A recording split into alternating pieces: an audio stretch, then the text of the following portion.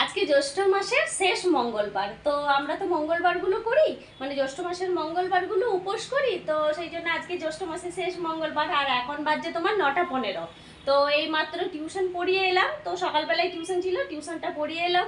তো ভাবলাম তাহলে আজকে একটু পুজো দিতে যাব, কিন্তু দেখছি না পুজো দিতে যাওয়া তো আর হবে না, কেননা বাবাইয়ের স্কুল আছে আর আজকে স্কুলের পরীক্ষার খাতাগুলো আজকেও দেখাবে। তো ভাবছি এখানে তো সামনেই দোকান আছে, মানে ফুলের দোকান আছে, তো ফুলের দোকান থেকে একটু ফুল নিয়ে আসবো আর একটু ঠাকুরের কিছু প্রসাদ তোসাদ মিষ্টি মানে নিয়ে আসবো, তো বাড়িতেই পুজো করব।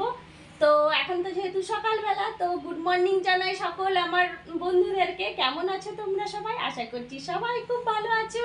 বোন বালিকার নতুন আরও একটি ব্লগে তোমাদেরকে অনেক অনেক স্বাগত জানাই। তো চলো আজকের ব্লগটা সারাদিন দেখতে থাকো।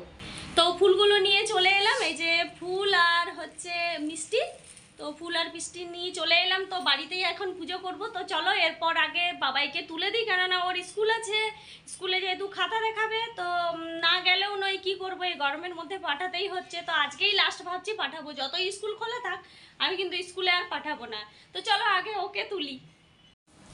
তো এখানেই এখন ফুল আর মিষ্টিটা রেখে দিই, তারপরে এখন তো পুজো করতে পারবো না, মানে এখন সময় পাবো না, এখন আগে বাবাইকে স্কুলে পাঠাই, তারপরে পুজো টুজো করবো। তো এখানে এখন রেখে দিলাম।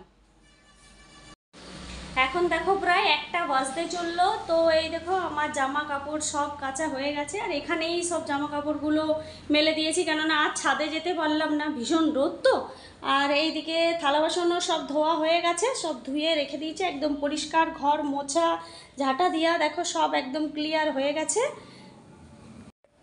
তো এরপর স্নান করব, তারপর পুজো করব, তারপরে রান্না বান্না।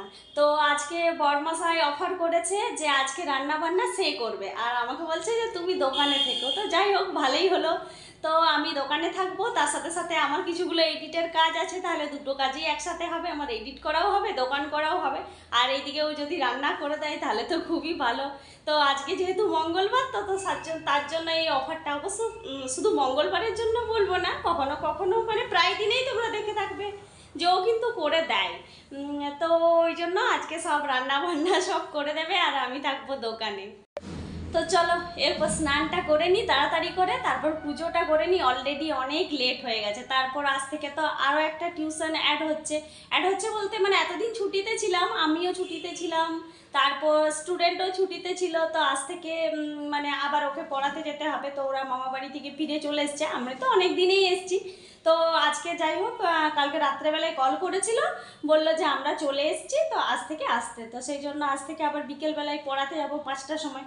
তার মধ্যে 4:30টায় তো বাবার স্কুল ছুটি হবে, তো ওকে আগে আনতে যাব, তারপরে এনে পর ও খাবে দাবে, আর আমি 5টার মধ্যে, তার আগেই মানে 10 মিনিট আগেই বেরিয়ে যাব, কারণ 5টা থেকে টিউশন আছে। তো চলো এরপর স্নান টানটা আগে সেরে নিই। তো স্নান টান হয়ে গেল, পুজো টুজো সব হয়ে গেল, এবার রান্না বান্নার পালা। তো রান্না করবে কে, যে রাঁধুনি আমাদের কি জোগাড় করেছো?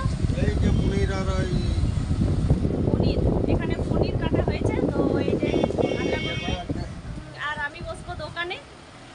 এবার এই যে রাঁধুনি চললো রান্না করতে, আর আমি বসবো দোকানে।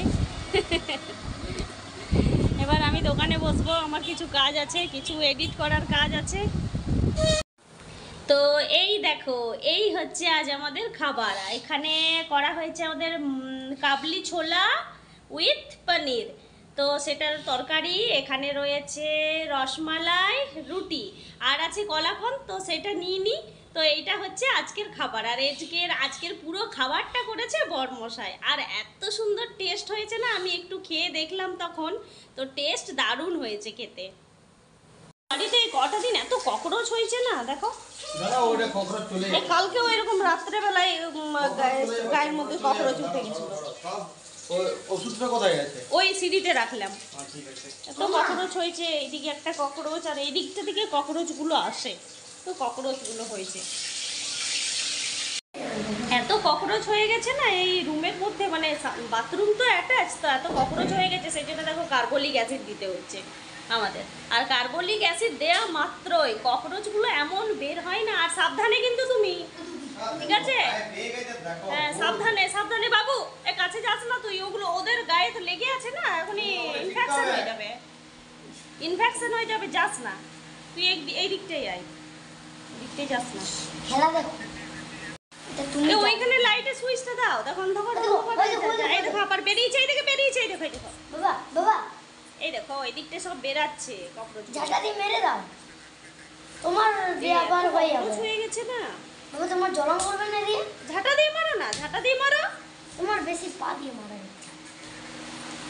ছি, কিন্তু এগুলো না মারলেও নয়, এগুলো মানে সে কত যে রোগ জীবাণু ছড়ায়, কিন্তু কি আর করব, হলে এই যে একবার করে এদেরকে নাশ করতে হয়।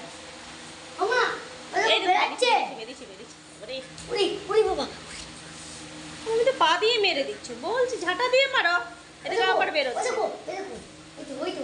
দেখেছো কত ককরোচ হয়েছে, মানে তো ককরোচ কিসের সেই জন্য? জন্য বাধ্য হয়ে কার্বলিক অ্যাসিডটা দিতে হচ্ছে। তো ককরোচ কিসের জন্য? কি করে জানবো বাবা, এই কিছুদিনে বেশি হয়ে গেছে, কিছুদিন বেশি হয়ে গেছে ককরোচটা। দিচ্ছ যে ওখানে যাতে ককরোচগুলো না বের হয় সেই সেটা জন্য। আমি তো ছাড়া পড়ি, না ওটা করে দেবো, ফেলে দেবো। ডেটল দিয়ে দিই। আর এখানটা না আগে ভালো করে পুরো পরিষ্কার করে মুছতে হবে, বুঝলে, কারণ ককরোচগুলো হয়েছে তো গেছে, ভালো করে পরিষ্কার করে মুছে ধুয়ে পরিষ্কার করতে হবে। দেখো আমি রাজা। এত মানে সেই কি বলবো, পরিস্থিতি খারাপ হয়ে গেছে না, কিভাবে যে এগুলোকে দমন করব কি জানি বাবা। দিচ্ছি আবার কিছুদিন পরে আবার হচ্ছে, আবার দিচ্ছি আবার হচ্ছে। আমি তো ফ্যান চালিয়ে